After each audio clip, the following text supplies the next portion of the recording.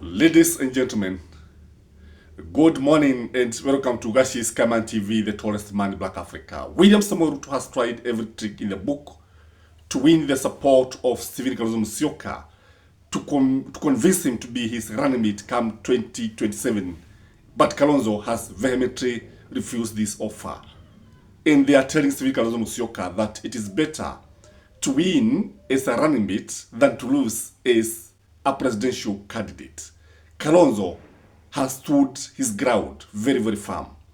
William Samoei Ruto is at crossroads.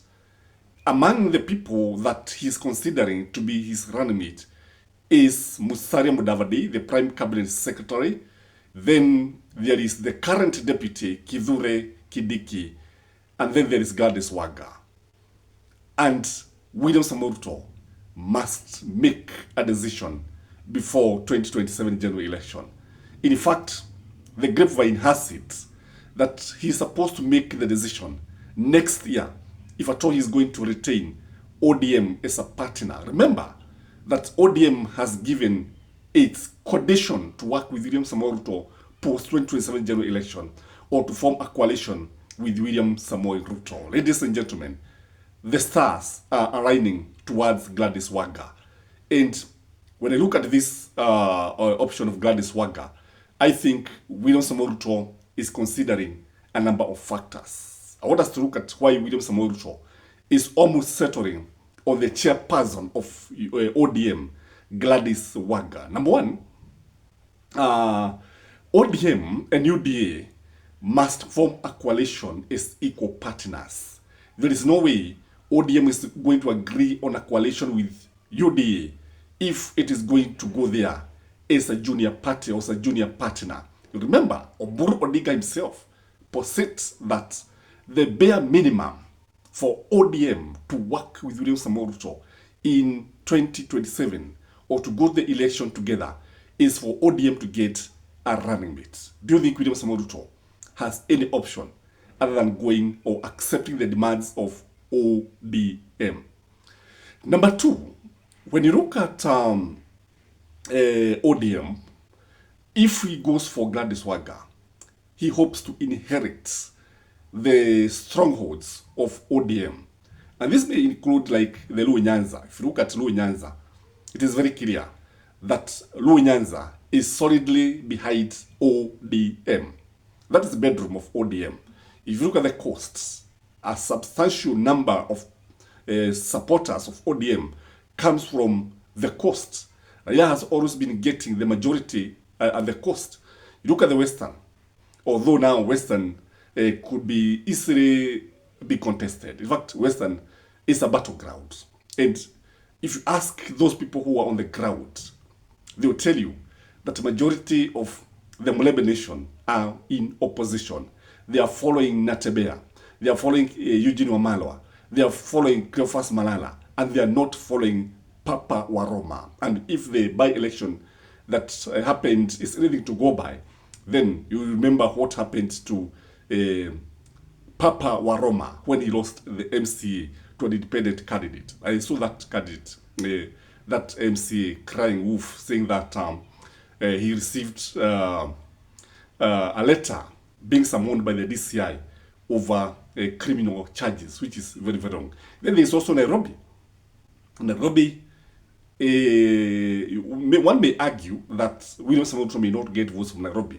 But if ODM is still going to be there with William Samoei Ruto, I agree that William Samoei Ruto can get a substantial number of votes, courtesy of ODM from Nairobi. Now, there is also the idea that if we were to go for Gladys Wagga, then he would make use of the very popular politicians in ODM. People like Babu Owino are very, very popular. People like Edwin Sifuna, very popular. Gladys Wagga, also very popular, battle-hardened. So if we were to choose Gladys Wagga, this would be an advantage to him. If we were to choose Gladys Wagga, then there will be a lot of synergy between ODM and UDA. And that is why he is actually almost settling on Gladys Wagga. There is also the network of ODM. ODM has party structures, has networks has grassroots networks all over the country. And if William Samoei Ruto is going to utilize these networks, then you agree that he is going to have a substantial number of votes on his side. When you add this to Raila's name, William Samoei Ruto going to the election with Raila's name, do you think that Raila's name is going to help William Samoei Ruto? I think it can help him when he is in a coalition with ODM. But without the coalition of with ODM, then I think the name would not hold in water. What are the dangers of going with Gladys Wanga? Because these are the sorts, the strength, the weakness, the opportunities that William Samoei Ruto has to consider. Number one, he has to drop Kithure Kindiki. What does it mean, dropping Kithure Kindiki? It means forgetting Mount Kenya completely. Remember, huyu mtu wa fire see fire, noma see noma. Remember the way he sweated. He had to sweat blood to win whatever or that the meaning of win may mean here in Bear. Because you see, if William Samoei Ruto dropped Kindiki, and you saw the number of votes that voted for UDA, because truth be told, William Samoei Ruto has a substantial also number of votes in Mount Kenya, could be about 20-30%. An opinion poll was carried out in Nyeri, and it was surprising that about 20% of people from Nyeri would vote for William Samoei Ruto. This was scaring, if you ask me. So if we drop Kithure Kindiki, the numbers can only plummet. The numbers can only go to almost zero. Then the other danger is that there is the danger of actually setting Nilots against the Bantus. Remember, the Kalenjins and Nilots, the Highland Nilots.